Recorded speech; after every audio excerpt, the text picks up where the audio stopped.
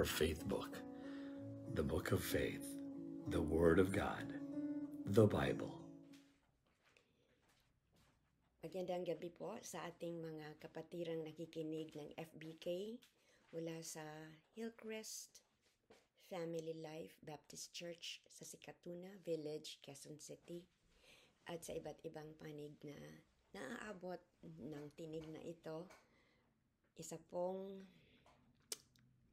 maligayang Pasko sa Setyembre.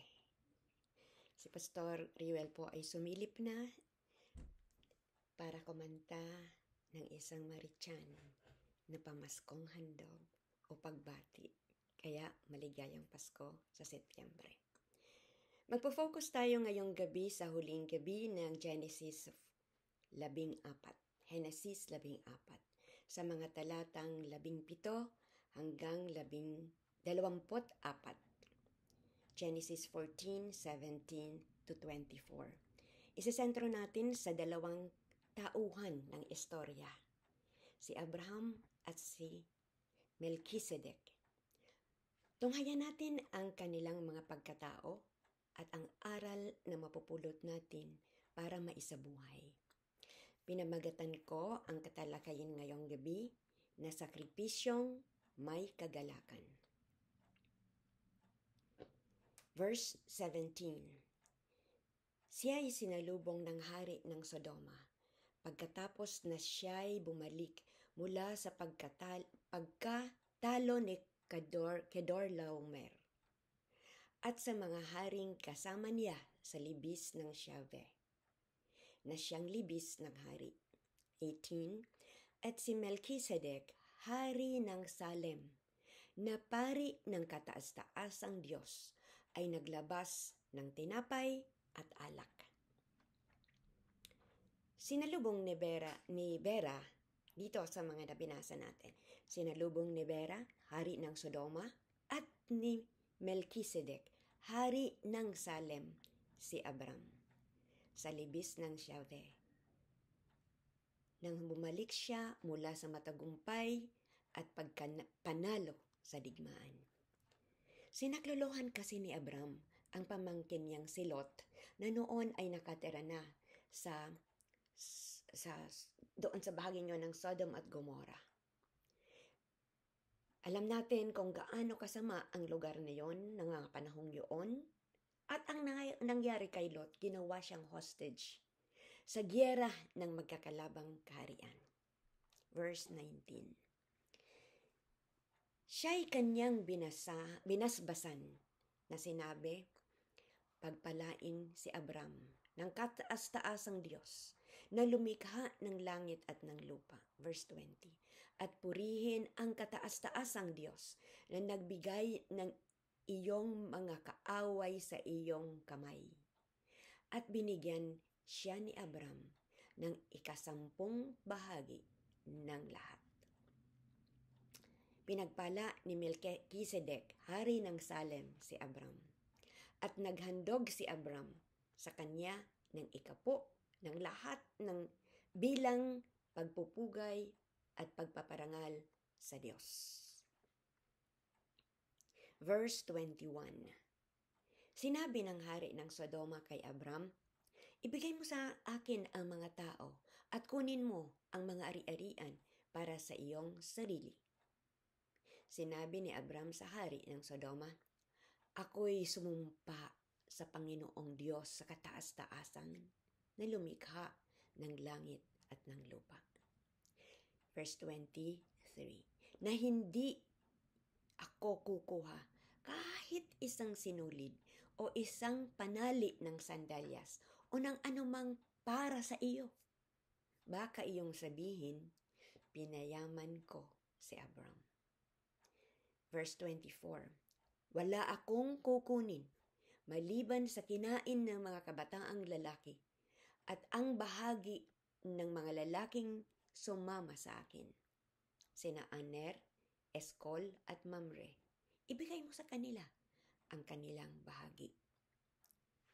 Kita natin dito na inalok ng hari ng Sodoma kay Abraham na kunin ang lahat ng mga samsam mula sa digmaan. Pero, tinanggihan ito ni Abram. Dahil ayaw niyang mapagbintangan na nagpasasa siya sa kayamanan ng hari ng Sodoma.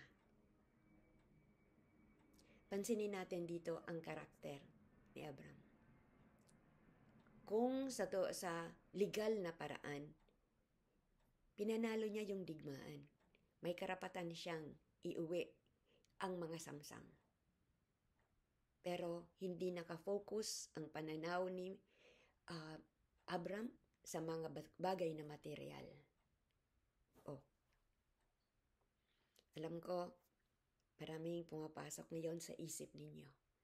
Yung mga nagkakamal ng mga bilyon-bilyon, limpak-limpak na salapi para sila ay magpayaman. Eto si Abram. Sabi niya, ayaw kong sabihin mo sa kahuli-hulihan na pinayaman mo ako. So, pansinin natin ang kakaibang reaksyon ni Abram sa hari ng Sodoma. Nagkibit-balikat siya sa alok ni Haring Bera. Pinakita niya na hindi siya korap para pag-interesan ang kayamanang hindi sa kanya. Ikumpara natin si Haring Melchizedek ng Salem kay Haring Bera ng Sodoma. At kayo na mismo makakapagsabi na hayag ang kanilang pagkakaiba. Bakit? Sino kaya itong si Haring Melchizedek? Titingnan natin yan. Pero, balikan natin kung sino si Abram. Alam kong marami na kayong pagkakakilala o marami na kayong kaalaman tungkol sa taong ito na tinagurian na friend of God. Abraham, the friend of God. Siya ay taga-Ur. Tinawag siya ng Diyos. Lumipat sa Kanaan para sundin ang utos ng Diyos. Pinangakuan ng Diyos na pagpapalain ang lahat kasama tayo ng lahi sa buong mundo sa pamamagitan ng taong ito at ng kanyang salinlahi. That's Abraham. Tinaguri ang patriarka si Abram. Patriarka. Ano ang patriarka? Lalaking nangunguna, namumuno at nagpoprotekta sa kanyang pamilya na handang gampanan ang tungkulin sa kabila ng panganib na maaaring suungin. Kumbaga sa ating presenteng pananaw. Ama, di ba? Siya ang ama ng pamilya, ama ng tahanan, haligi ng tahanan, patriarka. Tingnan natin kung anong klaseng patriarka o ama itong si Abraham. Hindi, sa panahong ito, wala pa siyang anak, wala pa si Isaac, wala pa si Ishmael sa buhay niya. Ang kasama niya si Lot. At itinuring niya, isa itong pamangkin na itinuring niya na parang anak niya na rin. Kasi pamilya. Pamilya. So, para iligtas, pinakita dito ni Abram, para iligtas ang kanyang pamangking si Lot. Hinabol ni Abram ang mga kidnappers for approximately 150 miles. Hinabol niya at that time, siguro nasa 75 years old na. Naku, matanda pa sa akin si Abraham nung nangyari ito. Ngayon nga marami nang iniinda sa edad na 70. Marami nang, complaints. Pero, eto si Abram, I know how it is to feel in this dekada 70. May mga kahinaan na sa katawan. But look at Abram. Dahil siya ay patriarka, lumabas siya sa kanyang comfort zone. Tinawag niya ang kanyang mga tauhan at hinabol nila ang mga kidnappers, mga hostage taker takers ng kanyang pamangking si Lot. Hindi niya ininda kung ano man ang susuungin niyang panganib doon. Basta ang alam niya, tungkulin kong ipagtanggol ang aking pamangkin. Attitude check po tayo bilang mga nakakatanda sa ating mga tahanan. Between you and God, search natin ang ating mga puso. Anong klase kaya tayong, kung ikaw ay ama, anong klaseng patriarka kayo sa loob ng tahanan? Kung ikaw ay ina, anong klaseng matriarka ikaw sa loob ng tahanan? Between you and God. Tingnan naman natin si Melchizedek. Sabi dito, ito lang naman ang natutunan natin sa buhay ni Melchizedek. Isang hari. Hari ng Salem. Salem. Well, sa Awit 76, nabanggit ang Salem. At base dito sa dalawang talata ng verses 1 and 2, hihinuhan natin kung ano ba itong lupain ng Salem. Sabi sa verse 1, sa Huda, ang Diyos ay kilala. Ang kanyang pangalan sa Israel ay dakila. Natatag sa Salem ang kanyang tahanan, sa Zion ang kanyang dakong tirahan. Kalaunan po, ang Salem sa Hebrew Bible ay tinukoy na Jerusalem. So lumilinaw na ang pagkakakilanlan nitong taong may tinawag na Melchizedek, hari ng Salem. Tinawag din siyang pari ng kataas-taasang Diyos. Pari ng kataas-taasang Diyos. Royal priest. Ito pong si Melchizedek. Kauna-unahang tinuring na royal priest sa Old Testament. Hanggang doon lang po ang alam natin. May pagka-misteryoso ang katauhan ni Melchizedek na sumalubong kay Abram sa pagbalik nito mula sa pagkapanalo sa pakikidigma. Basta sinabi lang na hari siya ng Salem na isa ring pari na naglilingkod din sa Diyos na pinaglilingkuran ni Abram. Pero po, hindi po siya Israelita. Dahil hindi pa nga kilala. Wala pang Israel sa panahong yun. Tinawag pa lang noon si Abram para pumuntan ng lupang pangako. Base sa binasa natin,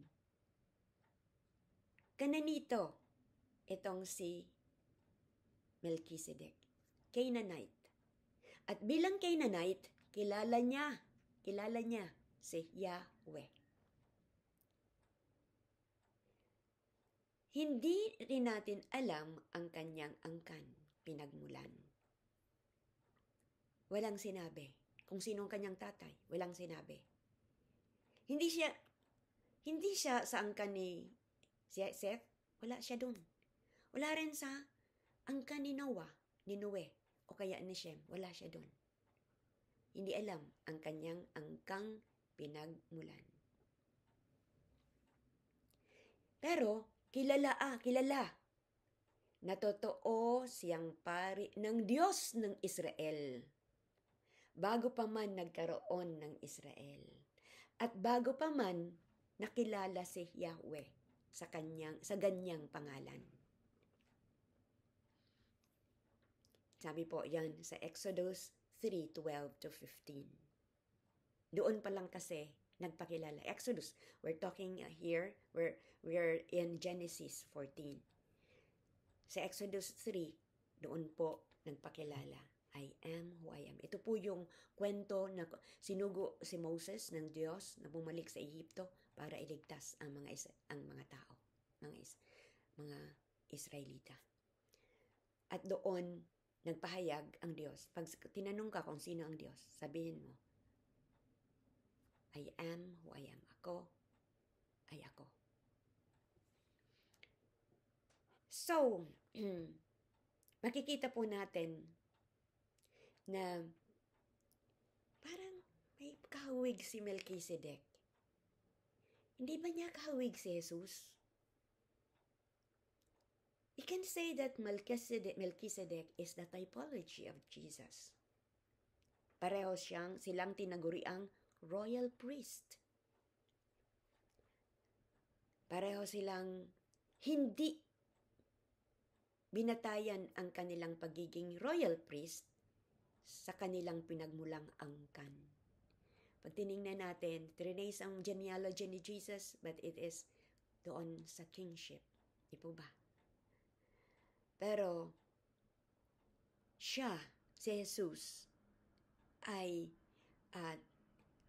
nakilala bilang mula sa order ni Melchizedek. Ang kanyang priesthood, ang kanyang pagkapari, ay mula sa order ni Melchizedek. Marahil na paghihinuhan na ninyo, matapos nating makilala si Melchizedek, kung bakit matapos na basbasan at pagpalain nito si Abram, bilang pasasalamat sa Diyos at sa tagumpay at pagkapanalo, ito naman ang ginawa ni Abram. Buong puso, buong galak na naghandog ito ng ikapo ng lahat ng pagpapalang natanggap niya. Kanino niya inihandog? Kay Haring Melchizedek na hari ng Salem, ang kataas-taasang pari ng Diyos.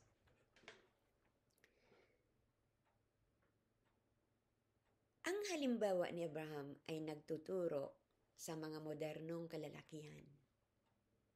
Patriarka, ama ng pamilya, na ang pamumuno sa tahanan ay hindi lang basta obligahin ang mga anak o kasapi ng pamilya. Oh, come on, magpasakop kayo sa akin, sumunod kayo sa aking naisin. Habang ang patriarka o ang ama ay papetex-petex lamang. Di ba ba? Hindi ganyan si Abram. Ang halimbawa na pinakita niya sa atin ay ang pagiging totoo sa tungkulin. Yung Hillcrest List, pinag-usapan namin ang law of responsibility. Ang panuntunan ng tungkulin. Ito po si Abram.